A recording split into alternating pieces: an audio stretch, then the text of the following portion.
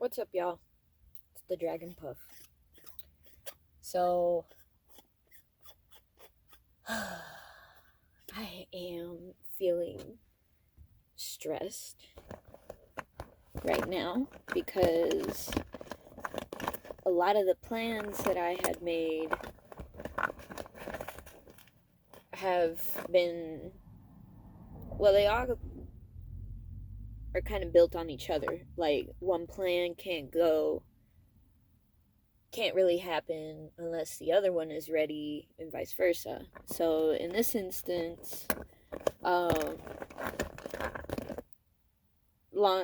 a deadline was pushed ahead, basically.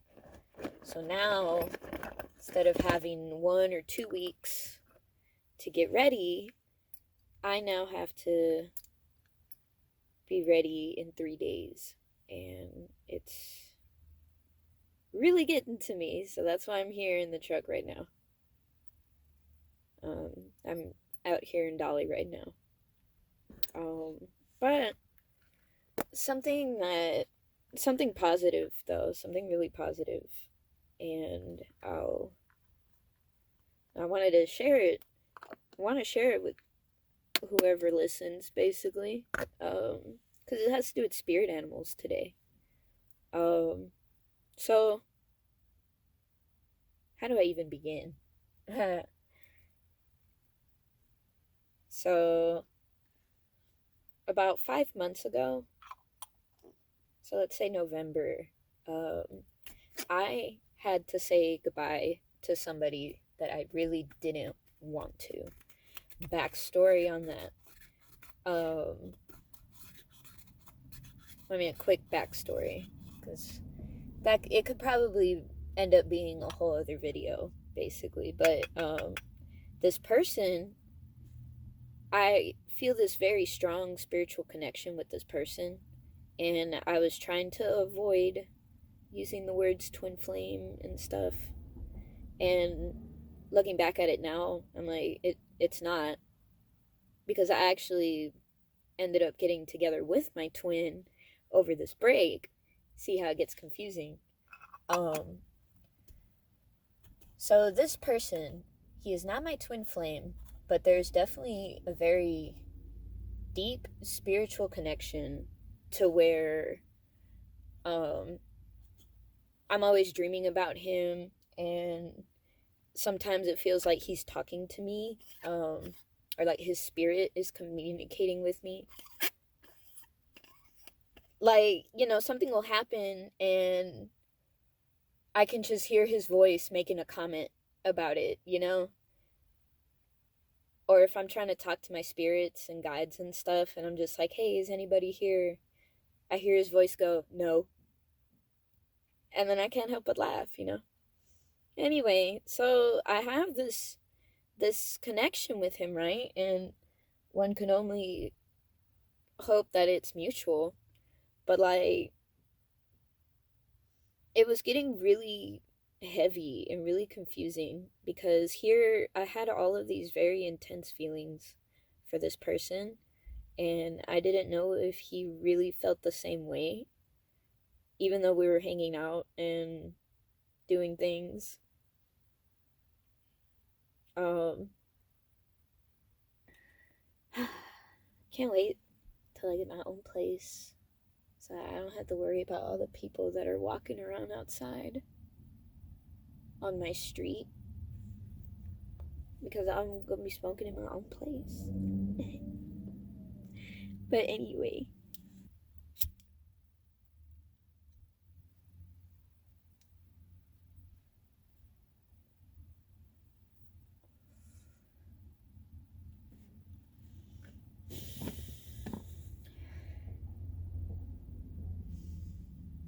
so let me get back to spirit animals, okay?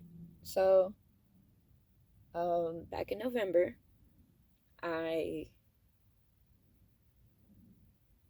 put up a boundary and put space between me and somebody I was having a very intense spiritual connection with, and very intense feelings, and I did not know looking back at it now, I did not know how to handle that situation at all. Because all I was going by was my past. And thinking about how the guys that I felt like this for, or like the guys that I ever passionately felt anything for, like they always didn't want a relationship with me. And I was scared that this was happening again. So I was treating the situation like this is it. It's gonna happen again if I mess up, if I do something wrong.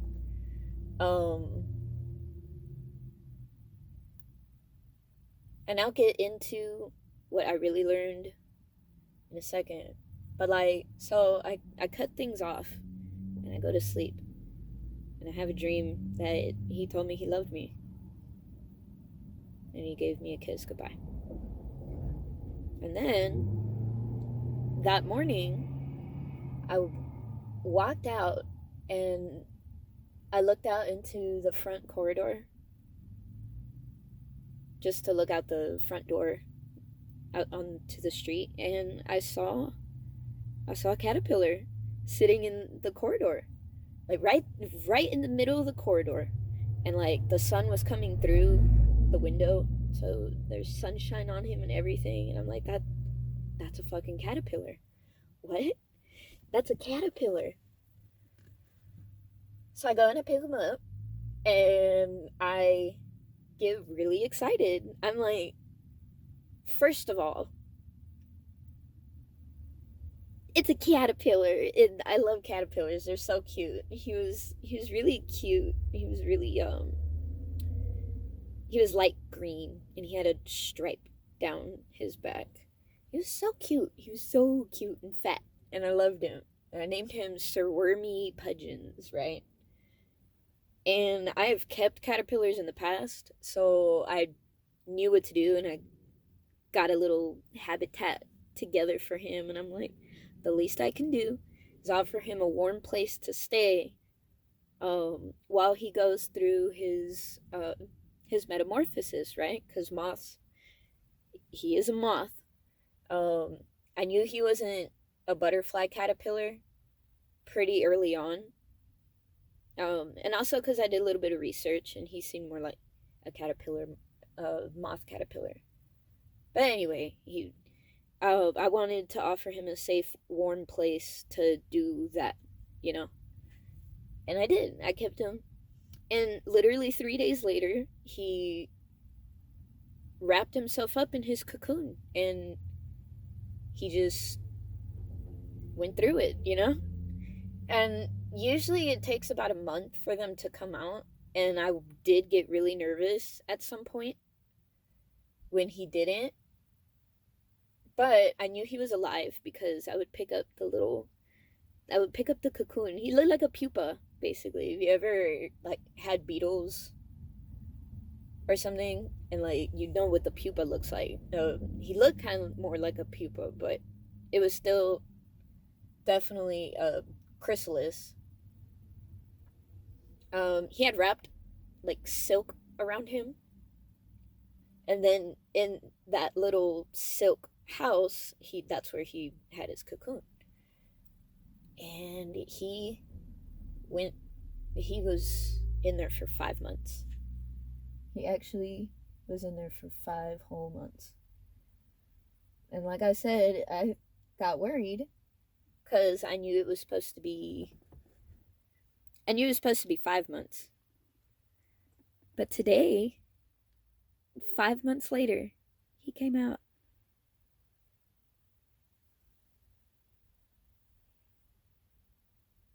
I'll try to get it better.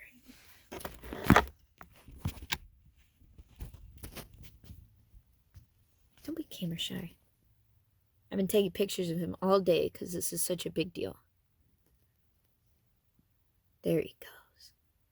Sir Wormy Pudgeons came out today. And I found him. So the funny thing is I moved him from his regular spot and I put him in a vase because his old spot is now being occupied by a snail. My sister's snail. But I went into my room to get something in the middle of my Zoom class, and I saw this thing hanging out on a candle by my window. And I was like, wait a minute. And I looked in the vase, and sure enough, it was him. It was Sir Wormy. Sir Wormy Pudgeons. So he's just been hanging out with me all day. I had left him on the candle, and he had been sitting, he sat there on the candle all day during Zoom classes. Just sat next to me on his candle. Then I tried to set him free earlier, and he wouldn't go. He would not. Honestly, I think it's just because his wings are not absolutely ready yet. And that's why he's just chilling out with me. But I like to think it's because he also likes me. He knows who I am.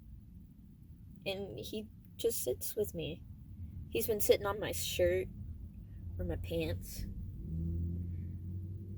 But what this has anything to do with spirit animals, though.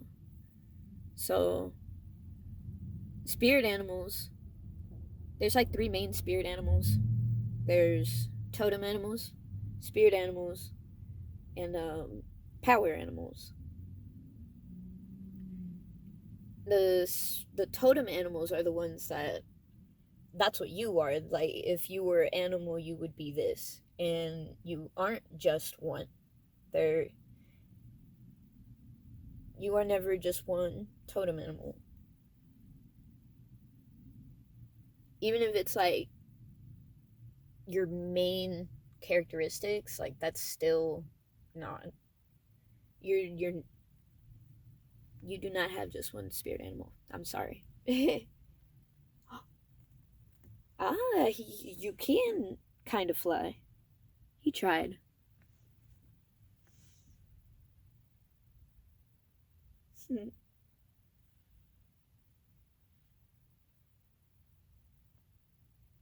Look, he's practicing. He's gonna do it at some point. Yep, he's ready to go. His wings are completely flat now. He's gonna try to find a... Oh, he just found a little spot to hang out on.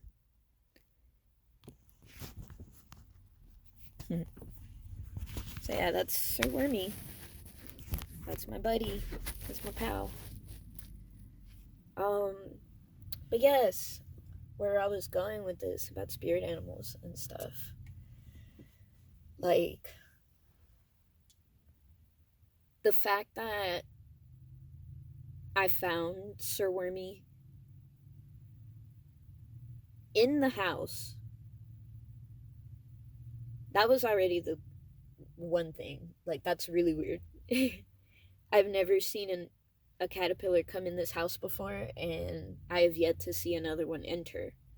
This was definitely an out of the ordinary experience.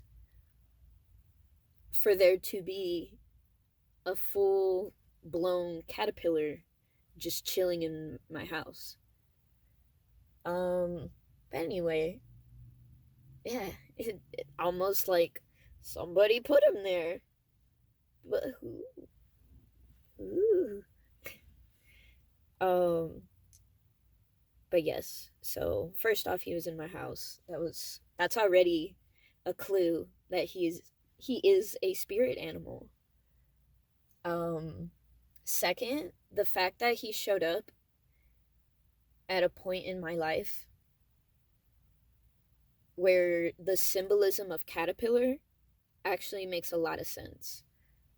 So, kind of like how all crystals have their own specific like message or strength,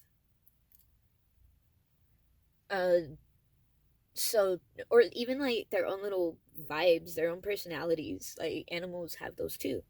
With every animal is an individual, just like every crystal, just like every person, just like everything on this freaking earth. It's its own individual. But the species definitely does something. The species is known for certain traits. So caterpillars, in animal medicine terms, caterpillars are good symbols for potential, like pure potential and growth. Pure potential and growth. And literally, I had just been through something that I had been through before, but I approached it differently. Actually, I didn't approach it differently. No, no, I didn't approach it differently. What I did was, I did pretty much the same thing, which was every time that I felt this way about a person and they told me that they didn't want a relationship with me, I would just leave. um Actually, no, I would say, okay, we can just be friends. And then eventually my feelings would get so pent up that I would just leave. I would write them a note. I would write them a letter and I would leave. And that's been my pattern. That's been the pattern this whole time. Um Two things happened differently. He didn't just leave it as a letter. We actually had a conversation after that. Just a little conversation before I was like, yeah, we gotta part ways, you know. And he said he respected that. But so that was different in that there was some communication. It wasn't just like a drop the note and left. And then second, no,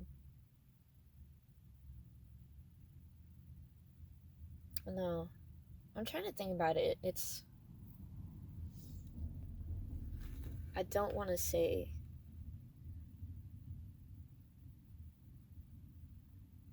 Honestly, I really didn't approach it any differently. Now that I think about it, I didn't approach it differently.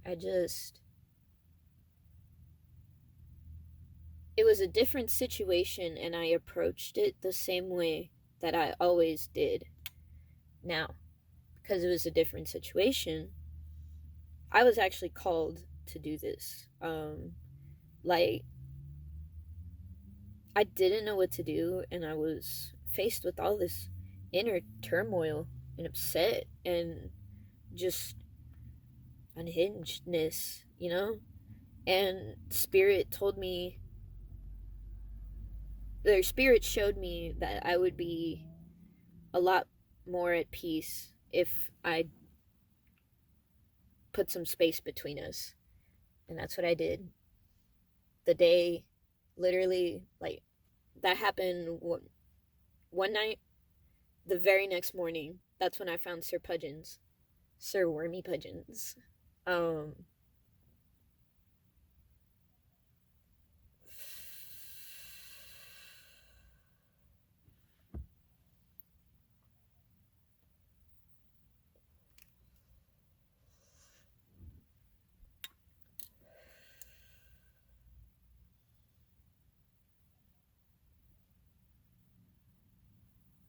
because of the major decision that I made and how unusual the circumstances were, that I had found this caterpillar sitting in my house. And three, because like I believe in spirit animals. They've spoken to me before. Um I I wasn't too surprised that it happened, but the all of this long-winded way for me to say that my spirit animal caterpillar has officially become my spirit moth. But so okay. Moths and butterflies are both used to symbolize transformation, um, death and rebirth, just like the end of one cycle or the end of one thing to usher in a new one.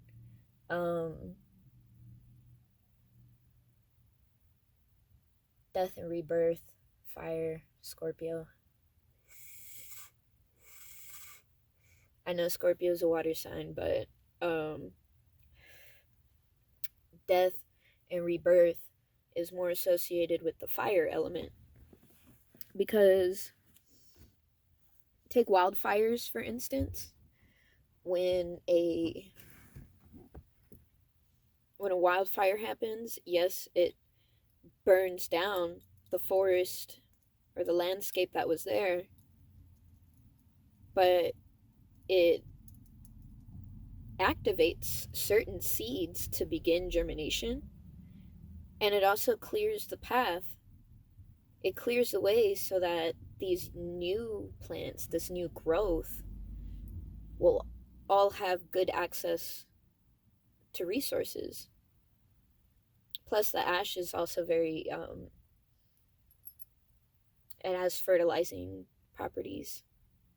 So, yeah, wildfires are bad because they destroy things, but it also clears way for growth, and growth is also important. But so yeah, but moths and butterflies are kind of like opposites. So butterflies are more associated with daytime, so they're more with the sun. It's more masculine energy. It's maybe more about the personality and the ego, and changes to that. Maybe identity. I would say they do more with identity. And the moth is associated with moon energy, and the moon is associated with our subconscious and our instincts. So those are two separate things. There's the ego, but then there's also the instinct, the subconscious, the what I would call the lizard brain. Because the lizard brain is the one that deals with survival and the physical body, whereas the ego is the mental aspect. That is our consciousness, in a sense. It, yes, our darkness lives as an individual. Our bodies are individual, but our souls are, our bodies are individuals, but our souls are part of a unity consciousness. Like, our souls exist on higher planes, whereas our body lives here in the 3D. And that's the difference between light and dark. Light is consciousness, and darkness is divinity. But yes, all of this to say that spirit animals, they show up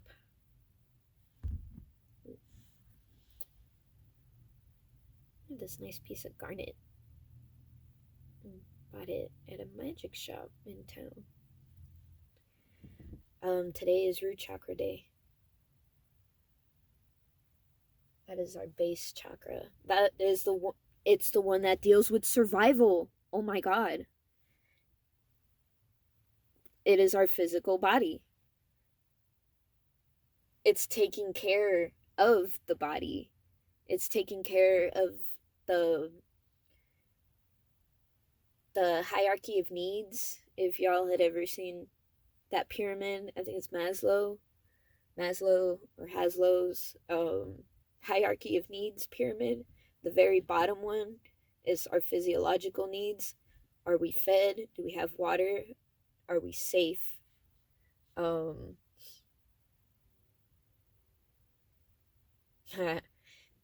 there's other stuff on there that I'm forgetting. But so the root chakra deals with that bottom one.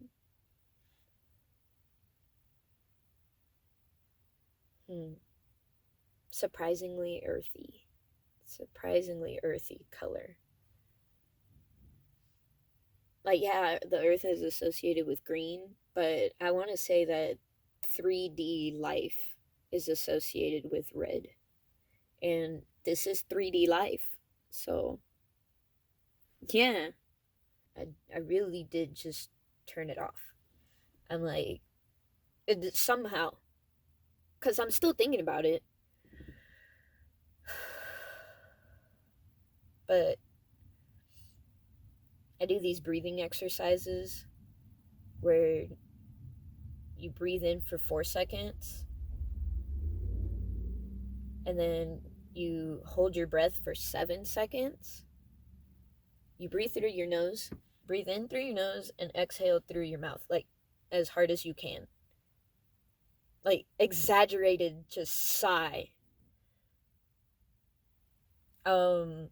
I find that actually is very helpful. It has been very helpful for me, and I recommend it to anybody who feels like they suffer from anxiety. I suggest it, but disclaimer, do not take everything I say too seriously. Please use your own judgment. Everything on this earth is on a case-by-case basis. So always consider that. Please. And I am not liable for anything that happens if you do take my advice, because I am not a trained professional.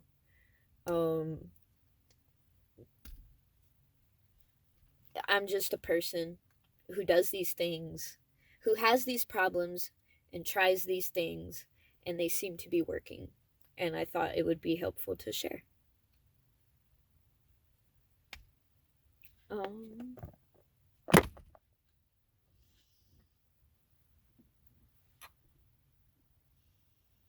hope this was useful for you. Useful or enjoyable, at least. Thanks for coming by. Thanks for smoking with me. We'll talk next time. Peace.